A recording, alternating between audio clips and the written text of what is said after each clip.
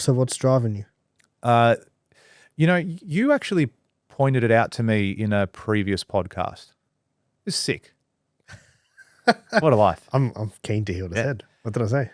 You called me out on something that was very true as far as I never reward myself.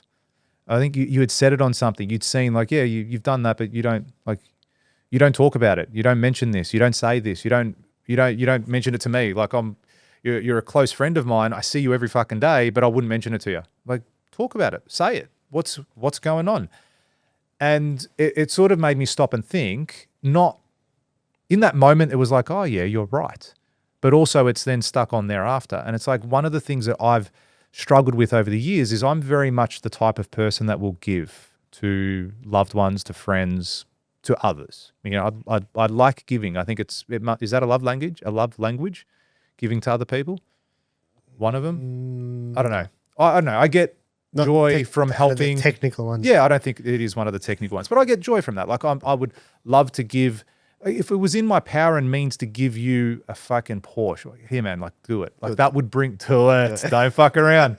Like that would bring me joy, right? Or if it was to get my son that bike he always wanted, or a friend that electric guitar, I don't know, whatever, or do something nice for someone, I would feel better than receiving the Porsche or getting that guitar or doing that exercise. So I thought there's got to be a time now where that needs to change, and that had to flip. And this leads me into one of my second goals was a little bit more, not a little bit more, I wanted to look after myself more. I wanted to do more for myself because, you know, I deserve it. I'm deserving. I put in a lot of effort. I do a lot of things for a lot of other people. I sacrifice for everything and everyone, business, my companies, you know, they take a lot of me, my family, my friends, whoever it might be. And then I don't do that for myself. And I live with myself all the time. I don't escape. So why wouldn't I want to reward myself? And then so I've got that connection and drive with my health. Then the next thing is going to be around my mindset as well. So sort of inner peace and balance.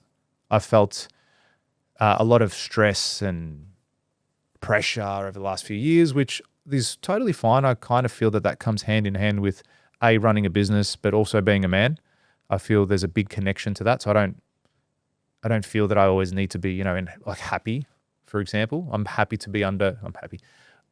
to be under stress. I'm content to be under pressure and, you know, maybe have some anxiety on certain things. Like that's totally fine. I have moments of happiness, but for me, I want to, as I've said it before, like focus on being proud. I'm more focused on being proud, but that's not to say I don't want to be happy. I just don't think it's sustainable to have that sort of mindset 24/7. So yeah, not a little bit more, showing myself more self-love. Did you watch the podcast between Hormozi and Robbins? Yep. And he called him out on that, which I saw. That's why I messaged you. I said, Hormozi's going to have a baby after this. Like he's always been, no, I'll never have a kid. But what was really interesting, I listened to it. I didn't watch it. But he called him up on, Hormozi actually goes, fuck happiness. Like he goes, just grind, like work. And he goes, whoa, like what? He goes, there's your fucking issue right there. He goes, you've just shown me your cards. He goes, you've associated your success with the sacrifice of happiness when you just don't have a strong enough purpose to drive you in the direction that you want to be. You know, it was Tony was saying, he goes, I've fed 100 million people, and that's brought me more happiness than the billions of dollars companies that I've made and raised and money and all these sort of things. He goes, because I've had a greater purpose to what I was doing. He goes, I see a lot of joy out of this. He goes, you just need to find that joy that you're getting. And he goes, your business isn't that. That's a numbers game for you. Like this is a game. Because his podcast name, you know, this is all a game. This is a challenge. This is something that he's got to do and the mindset that he's got to have. And he goes, whilst it's very admirable, because you're sacrificing things that you could have in your life, but you're not giving yourself that gift because of X, Y, Z. So I thought it was really interesting. It was more like a coaching session for Alex, whole podcast. Yeah. It was very interesting to listen to that. And see, and I thought it was a good chat. Take that out. I thought it was a very good chat. You know, and I've always said I'm not the biggest Tony Robbins fan, but I heard him on Diary of a CEO, and then the next podcast I listened to was the Alex chat as well. So he's obviously promoting his upcoming event, the free event that he's doing or done now. It would have just passed. Yeah, it would have just passed. So he's promoting that, getting his name out there and whatnot. not that he needs to, but it's doing the runs.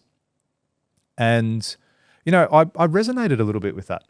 Hey, you want to talk about fucking value? Yes, I do. This guy's doing a free fucking event. Yeah. Like, think about that. Yep. For 3 days. Think for 3. Is it 3 days? Yeah. 3 days. I think it's like 3 hours a day for 3 days. Dude, this guy does not have to. Doesn't have to do any of that. Billionaire. Doesn't have to do. He could turn around and say, "Hey, motherfuckers, I am Tony Robbins. You want to come see me? Thousands. Yes. Thousands before I'll even look at you. People will pay. And people will pay, and they do. And it's like, he's still sitting there. All right, let's do a free event. Yeah. Like, think about the level of value. You know what I mean? That is. But I think it's like I feel he's genuine. Do you? Yeah, I would be.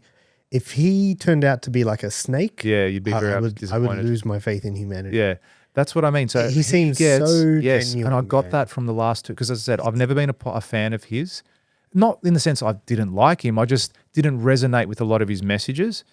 But over the last 2 podcasts, I got that feeling from him. He goes, I just want to help people. He goes, I'm here for 65. He goes, I'm 65, 66, whatever old he is. And he goes, yeah, he would have, at this point, he would have checked out. Yeah. Like, he would have been like, I got my money. Still does his ice baths every single morning. Yeah, Does all that stuff. He's one of the pioneers. Like, before ice baths were even fucking cool. Like, he was doing it every single fucking day for, he goes, the last 50 years, I've done it every single day. He goes, my mind says, I say go, my mind, like, we go. My mind doesn't get an opportunity. No, don't negotiate. Yeah, it doesn't. That's it.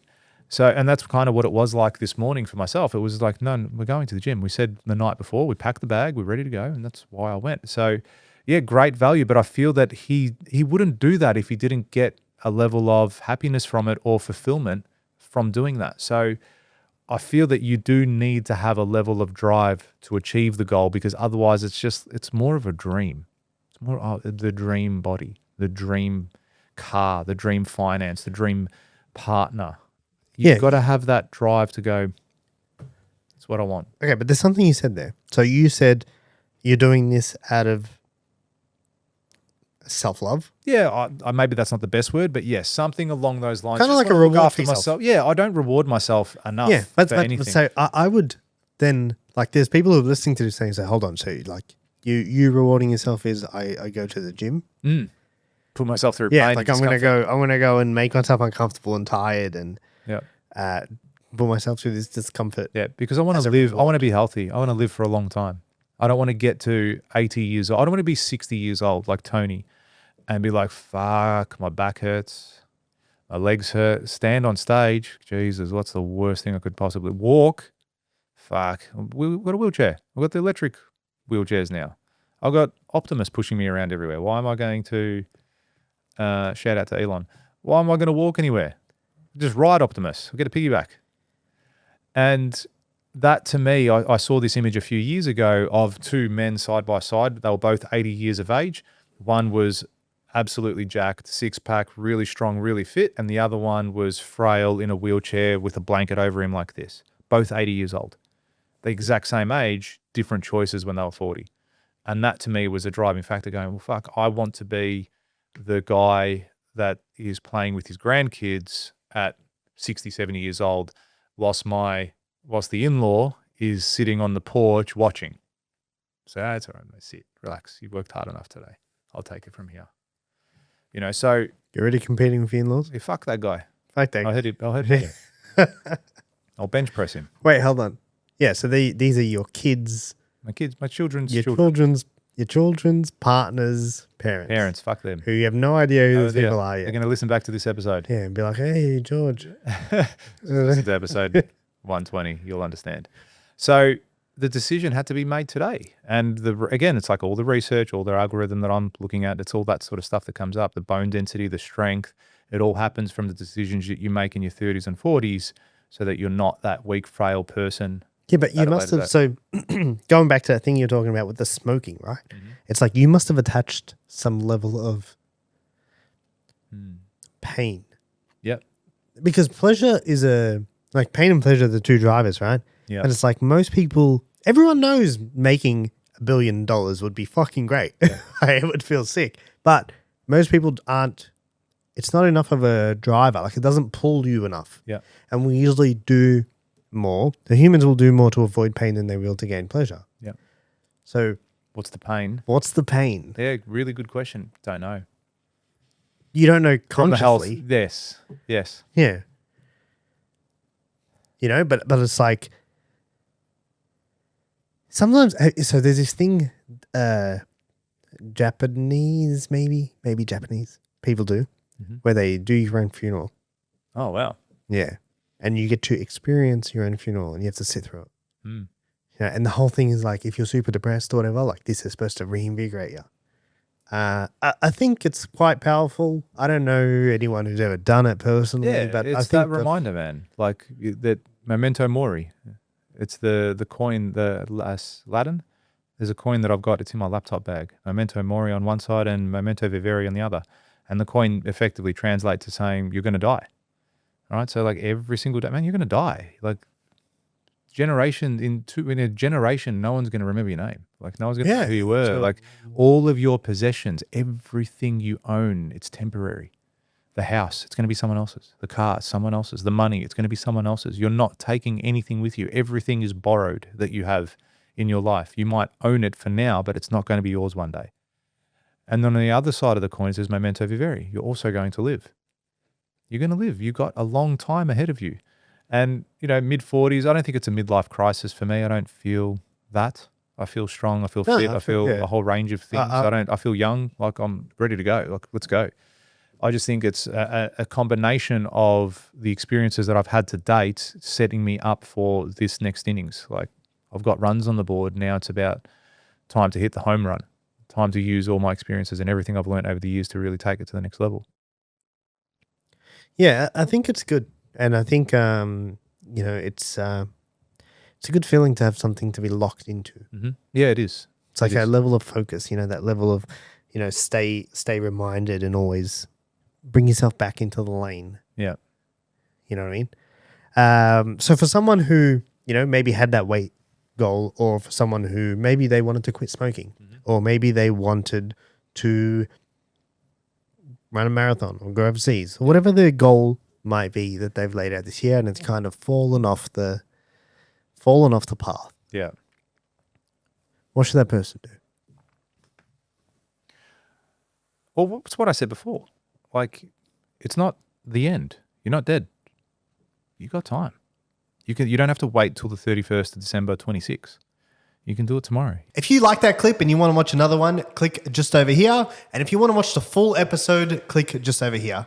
Don't forget to subscribe to the channel, and thanks for watching.